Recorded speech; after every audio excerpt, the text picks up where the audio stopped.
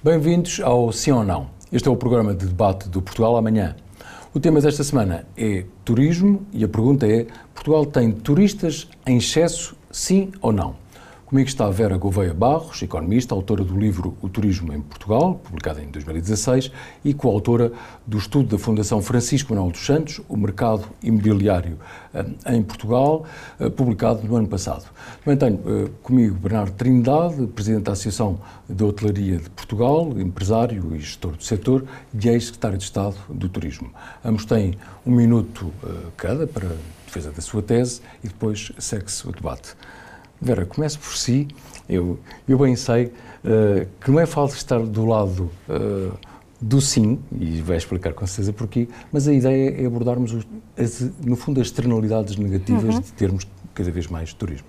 Sim, na verdade, eu não responderia sim, responderia não sei, ou até mesmo depende, uma resposta muito à jurista, embora eu seja economista. Isto porque Portugal, embora seja um país pequeno, é na verdade turisticamente um país com produtos muito diversos. Oferece turismo de natureza, oferece turismo citadino, de praia. Portanto, e cada um destes destinos tem capacidades de carga diferentes e para alguns dos destinos, por exemplo, para aqueles mais ligados à natureza, é fácil nós percebermos às vezes quantos turistas é que o ecossistema tolera, noutros contextos é um bocadinho mais complicado. Falava das externalidades negativas. Claro, toda a atividade económica, a própria existência humana tem sempre benefícios e tem também custos. Mais recentemente, no campo do turismo, tem-se alertado muito para as questões da gentrificação, uma eventual relação com o comportamento dos preços das casas e, portanto, esse tipo de relação é preciso estudar, é preciso conhecer. Provavelmente no território existem diferentes relações causais entre estas duas coisas. Agora, há algo que me parece bastante claro, e aí eu não tenho dúvidas em responder, independentemente de termos já um número suficiente ou não de turistas, eles têm de ser mais bem distribuídos pelo território, isso eu não tenho grande dúvida.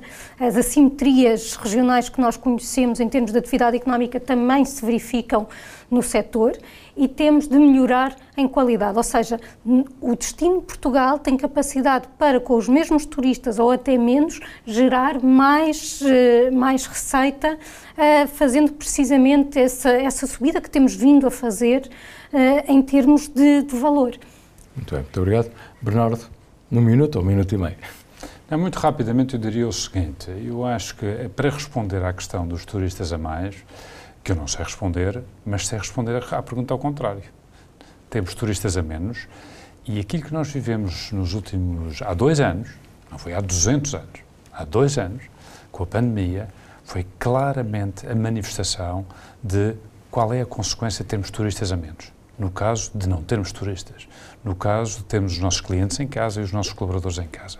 E isso foi, de facto, um cenário que eu considero absolutamente catastrófico e foi um cenário que, objetivamente, eu não quero repetir, não gostaria de repetir em prol do turismo, mas em prol de Portugal.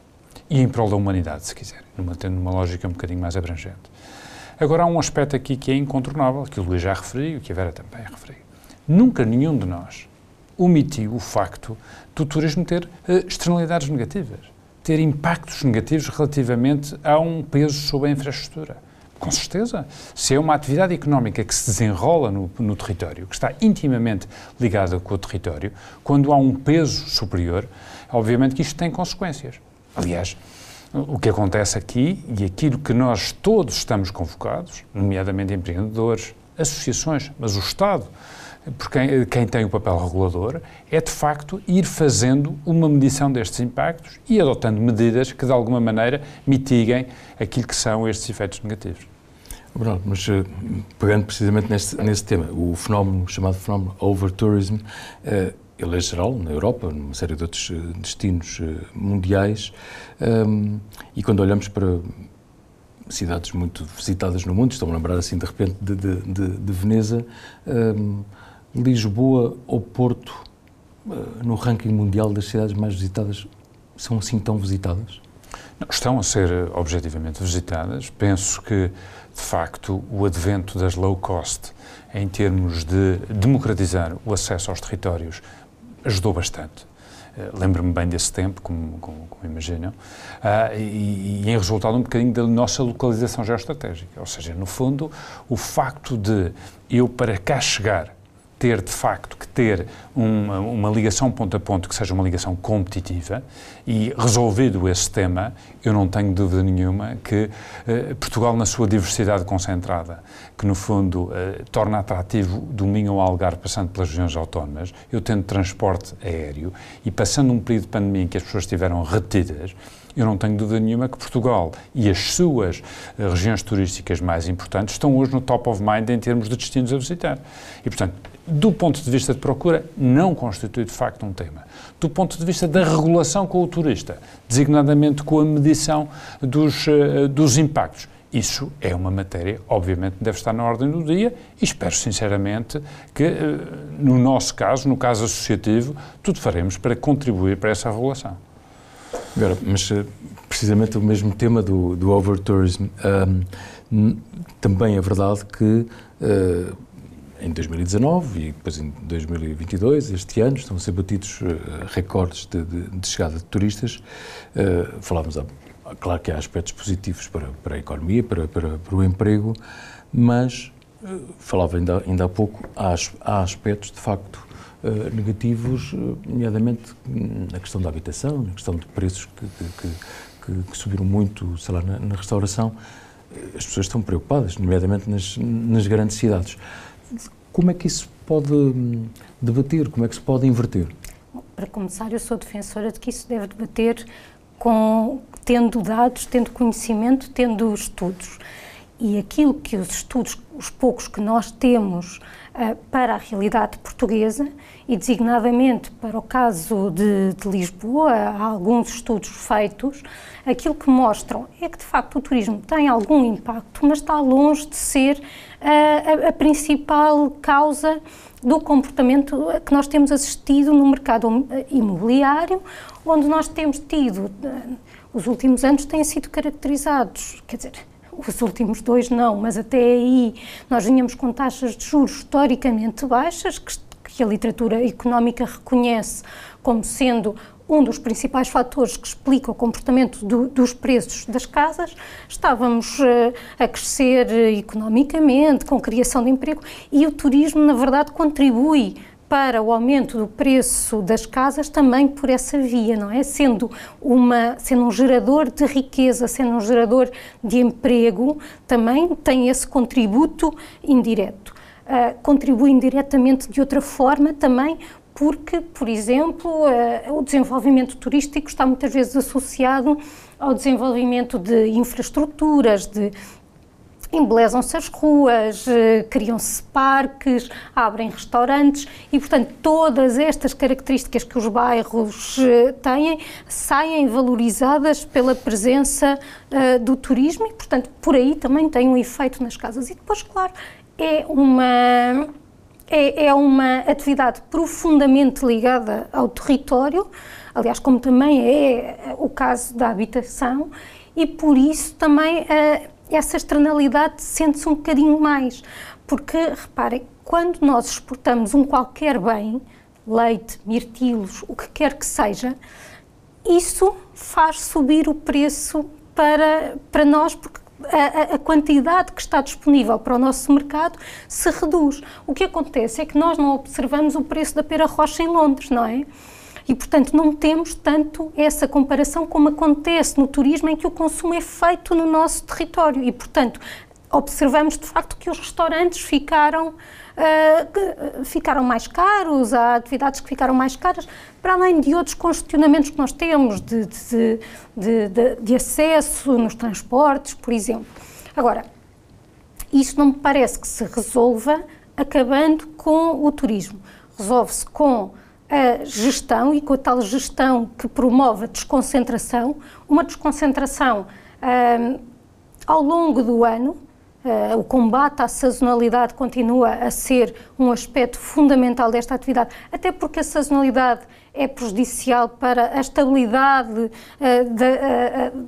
profissional de quem está no setor, não é? Sabemos que há alturas com muita procura, depois outras menos, e isso cria aqui uma instabilidade ao longo do ano em termos de rendimentos, particularmente em algumas regiões, e depois também a tal desconcentração no território. Portanto, nós temos observado que há regiões que estavam fora quase dos circuitos turísticos que têm estado a crescer bastante. Lembro-me, por exemplo, dos Açores, que têm tido taxas de crescimento elevadas, mas onde também era fácil crescer porque o turismo era muito reduzido lá.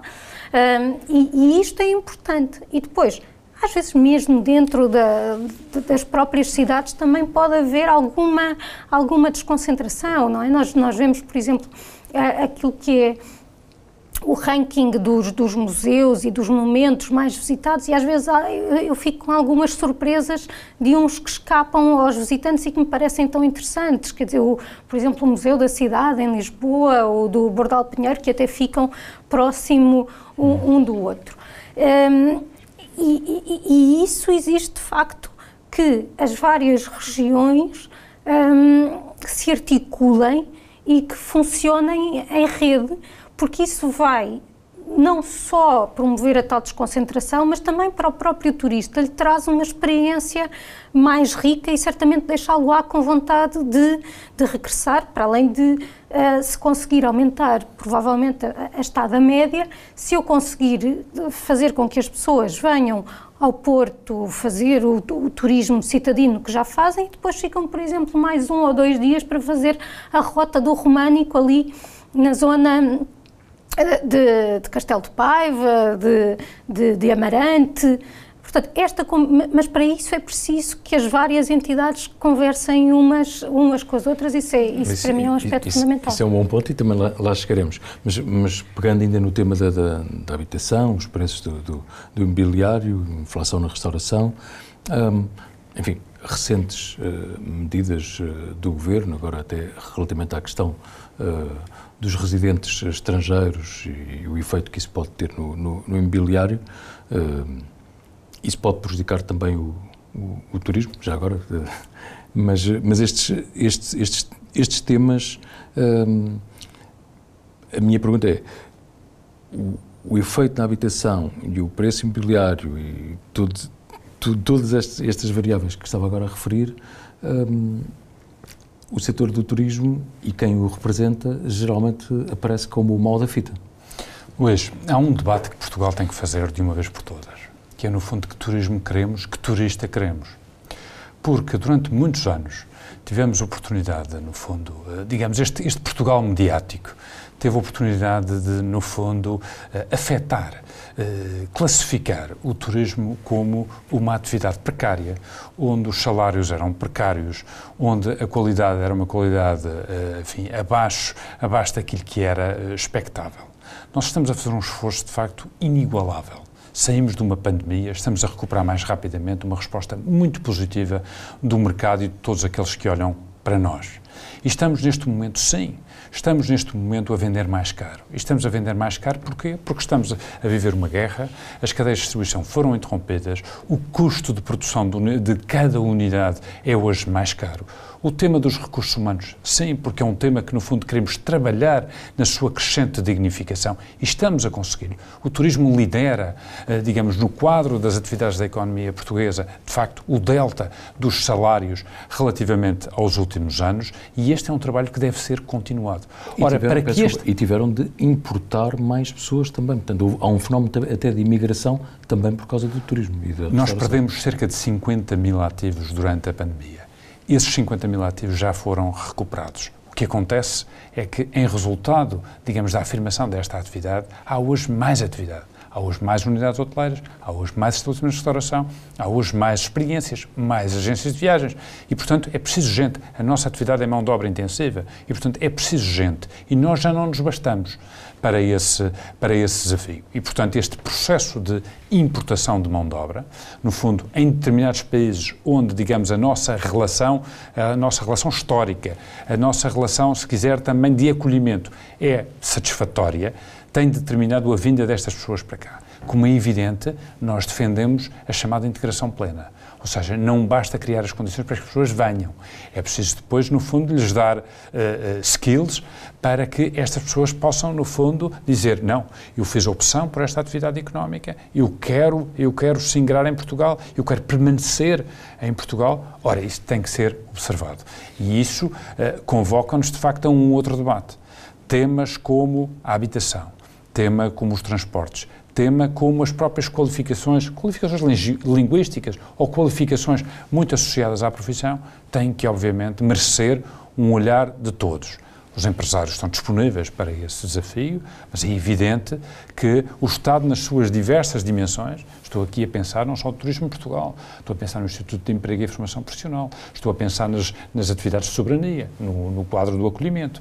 Tudo isto tem que ser pensado. Ou seja, Portugal vai, no fundo, crescer acima da média da União Europeia, tem uma impressão digital clara que resulta muito do comportamento da nossa atividade, queremos estar na linha da frente dessa responsabilidade, agora, obviamente, isto carece de um plano integrado. Mas, precisamente, os aspectos de emprego e até do fenómeno de imigração, e, enfim, também no chapéu de economista e de investigadora destes temas, o que é que, na sua opinião, também é necessário fazer mais para melhor integração, maior formação, eventualmente, do setor, dos profissionais do setor? Eu não sei o que é preciso fazer para melhor formação. Sei que se nós formos olhar para aquilo que é o ranking do Fórum Económico Mundial na parte do turismo e que elenca os vários fatores de competitividade, sem surpresa, e digo sem surpresa porque o turismo tem características especiais, mas não é um setor que seja completamente diferente dos demais da economia, padece também de problemas de formação. Portanto, nós sabemos que o país tem um déficit de qualificações, que tem de fazer um trabalho para recuperar, e isso verifica-se também naturalmente no setor do turismo. E depois há também os aspectos de custos de contexto, de ambiente, de negócios, que são verdade para uma tecnológica, para uma indústria e também para o setor do turismo. O que se calhar é um bocadinho diferente no turismo relativamente a outros setores? É que o turismo, na verdade, é um conjunto de serviços, é um conjunto de bens e, portanto, quando nós falamos de turismo, estamos a falar também de comércio, estamos a falar de agricultura, estamos a falar até de alguma indústria, estamos a falar de transportes, e isto implica que todos estes interlocutores se entendam, não é? Portanto, nós muitas vezes quando falamos em turismo temos muita tendência, até porque na parte da classificação das atividades económicas é assim que aparece, a nossa mente vai logo para alojamento e restauração. Mas não, o setor é mais amplo que isto, tem todas as atividades culturais e não só a parte da hotelaria e a parte da restauração precisa, por exemplo, dos transportes que tragam os turistas para cá, como também uma boa parte da clientela do transporte, principalmente do aéreo, é por motivos de lazer, de viagem turística. Portanto, há uma complementaridade natural entre os setores e é preciso que falem, que se articulem. Quando há bocadinho falava da questão da habitação, e eu falei da forma como o turismo pode influenciar por várias vias o preço da habitação, também é verdade que a terra, o imobiliário, não especificamente a habitação, mas o imobiliário, ele é também um ativo para o turismo e, portanto, a relação também se sente do lado dos preços da habitação para o turismo.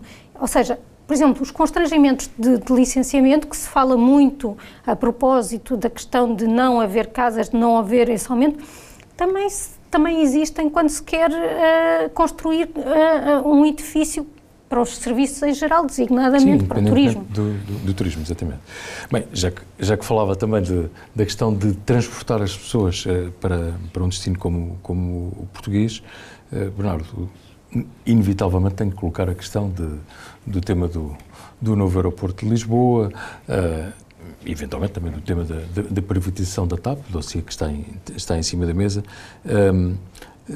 Colocou-se agora aqui uma questão, recentemente, da comissão que está a acompanhar o tema e a avaliar o tema do novo aeroporto e a necessidade de uma solução rápida para a Portela, mas eu já ouvi isto há vários anos, e provavelmente também. Qual é que é, neste momento, a premência de abordar este tema do aeroporto? A premência objetivamente existe, quer em termos quantitativos, no sentido de uma resposta a um conjunto vasto de companhias aéreas que gostariam de programar Portugal, programar Lisboa, para, de alguma maneira, manter essa relação, mas faz-se do ponto de vista qualitativo. A qualidade que eu entrego hoje no aeroporto de Lisboa não é satisfatória. Não é satisfatória para ninguém. Por variedíssimas razões, todos nós somos clientes do aeroporto de Lisboa, sabemos do que é que estamos a falar. E, portanto, há uma premência de intervenção ao nível de uma grande decisão, que é um novo aeroporto, uma nova infraestrutura, mas até lá, porque temos pela frente um período de 10 anos até a respectiva conclusão, é preciso, no fundo, ter um plano B que acautele estas dimensões. No fundo, que assegure uma melhoria da qualidade no aeroporto da Portela, portanto, no fundo, assegurando que todos os serviços, toda a miríade de serviços que o aeroporto da Portela entrega possam, no fundo, fazer-se com melhor qualidade, mas, por outro lado, no fundo, responder a esta questão, que é, eu tenho um conjunto vasto de companhias aéreas de referência que querem reforçar ou criar ligações diretas com Portugal e com Lisboa em concreto e com todo este território. Que alternativas vou eu encontrar durante este período até à conclusão do aeroporto? Para quê? Para que Portugal, no fundo, não perca clientes.